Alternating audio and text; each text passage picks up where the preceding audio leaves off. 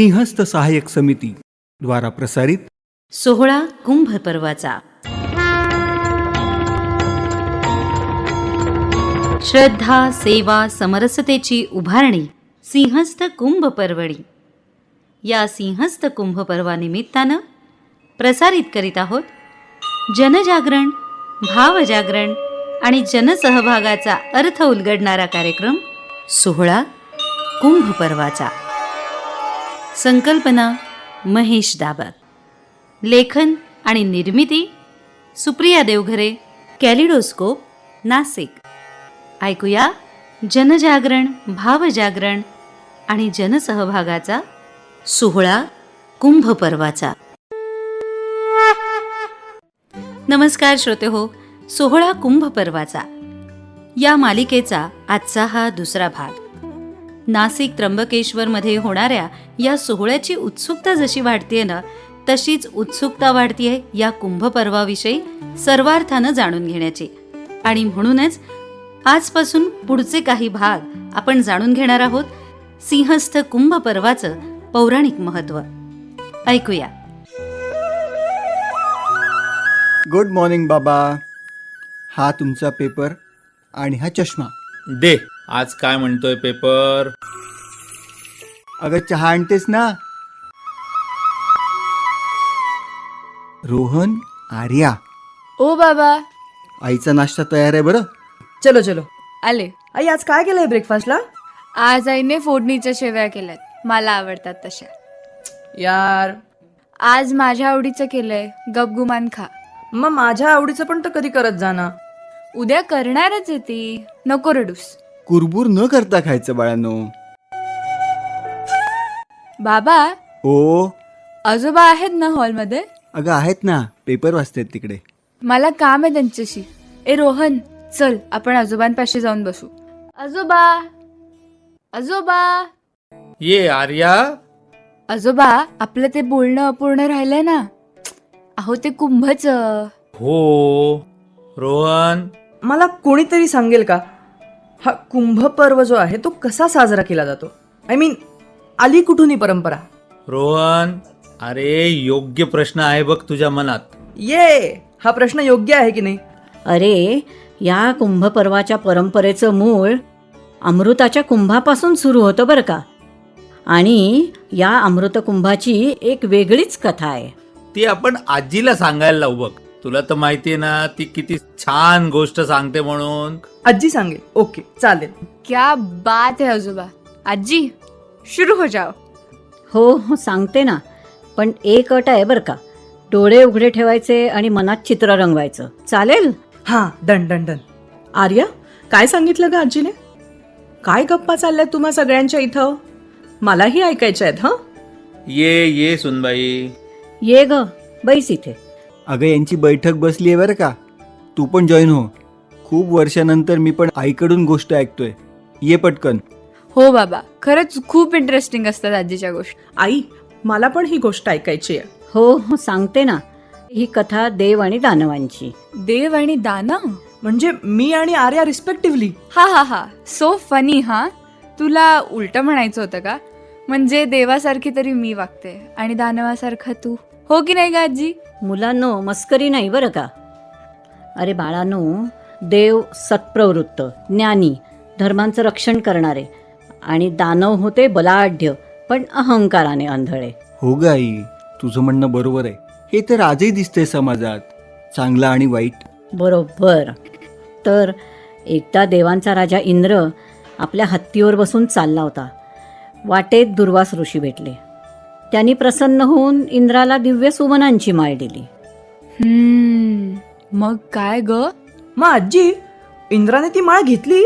इंद्राने ती माळ हत्तीच्या मस्तकावर ठेवली आणि हत्तीने ती खाली पाडली आणि पायदळीत उडवली. अरे बाप रे. मग ग आजी? हे बघून दुर्वास ऋषी संतापले. त्यांनी इंद्राला शाप दिला, तुझं वैभव, तुझं राज्य नष्ट होईल. त्या शापाने इंद्राची आणि सर्व देवांची शक्ती एकदम क्षीण झाली. दानव मात्र माजले. देव मेले तरी दानव शुक्राचार्यांच्या संजीवनी विद्येमुळे पुन्हा जिवंत होत होते. देवांचं मात्र तसं होत नव्हतं. म्हणजे आजी, देव जिंकूच शकत नव्हते? अरे बाळांनो, जेव्हा आपल्याकडे बळ नसतं ना आणि शत्रूकडे वरदान असतं त्यावेळेला खूप कठीण होतं. बरोबर. देव हताश झाले, शरण गेले भगवान विष्णूंकडे. म्हणाले, प्रभो, आम्ही थकलो, मार्ग दाखवा. आजी, मग विष्णूंनी काय सांगितलं? एक अद्भुत उपाय सांगितला. अद्भुत उपाय? समुद्र मंथन. समुद्राचं मंथन करायचं, मग त्यातून निघेल अमृत, आणि ते प्यायलं की देव अजरामर होतील. मंथन? व्हॉट इज दिस मंथन? अरे रोहन, आई नाही का ताक घुसळत तसंच. बरोबर. ताक घुसळतो ठीक आहे, पण समुद्र मंथन करायचंय, हे कसं शक्य आहे? हे एकट्यानं जमणार नव्हतं बरं का. म्हणूनच विष्णूंनी सांगितलं, दानवांनाही घ्या सोबत. शत्रूंना सोबत घ्यायचं?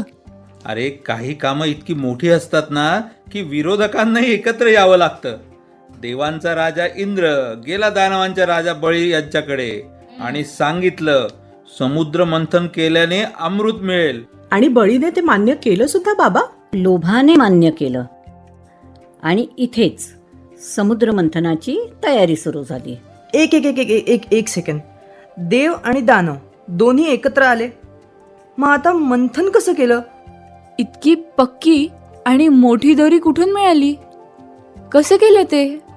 तर समुद्र मंथनासाठी 3 गोष्टी लागत होत्या.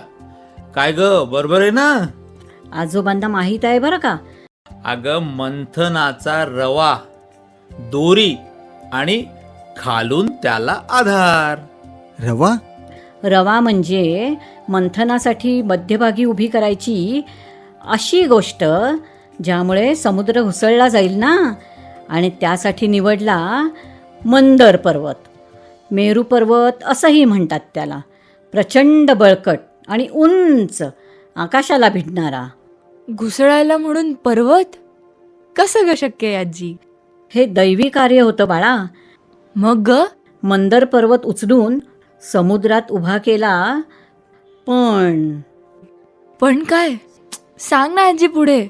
आई, यांना इथेच थांबव बरं का, नाही तर हे परत आहे ना क्लास बंक करायचा प्लॅन करतील. प्लीज आता सांगू देत ना. किती इंटरेस्टिंग चालू आहे. चला उठा बरं पटकन, बॅग घ्या, तुमची तयारी करा. अरे, निघताना देवाला नमस्कार करा रे. हो हो, फाईन. पण मात्र गोष्ट रोज सांगावी लागणार आहे आणि ती लवकर पूर्ण करावी लागणार आहे. करशील ना ग आजी? हो हो, नंतर सांगते. बाय आजी. जाताना हळू जा रे. मंदर पर्वत बुडू नये म्हणून श्री विष्णूंनी काय उपाय सांगितला असेल? काय घडलं या मंथनामध्ये? जाणून घेऊया आमच्या पुढच्या भागात. आत्ताच आपण ऐकलात श्रद्धा, सेवा, समरसतेची उभारणी सिंहस्थ कुंभ पर्वणी निमित्त जनजागरण, भावजागरण आणि जनसहभागाचा अर्थ उलगडणारा कार्यक्रम सोहळा कुंभ पर्वाचा. सहभाग होता अनिता, सुमंत, रेश्मा, तुषार, तनिष्क आणि स्वरा. संकल्पना महेश दाभक यांची. लेखन आणि निर्मिती सुप्रिया देवघरे, कॅलिडोस्कोप, नाशिक. विशेष सहकार्य आयव्ह्यू एंटरप्राइजेस. सोहळा कुंभ पर्वाचा दर सोमवारी, बुधवारी आणि शुक्रवारी सकाळी 8:30 वाजता FM 101.4 अर्थात आकाशवाणीच्या नाशिक केंद्रावर.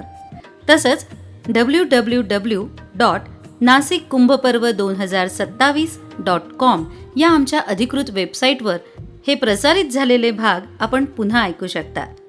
आपली प्रतिक्रिया नोंदवू शकता आणि अधिक माहिती आणि प्रतिक्रियेसाठी आपण आम्हाला या क्रमांकावर संपर्क साधू शकता. क्रमांक 70587 20566 70587 तेव्हा भेटूया पुढच्या भागात. तोपर्यंत नमस्कार. कुंभ पर्वात सहभागी होण्यासाठी QR कोड स्कॅन करा. आपला कुंभ माझी जबाबदारी.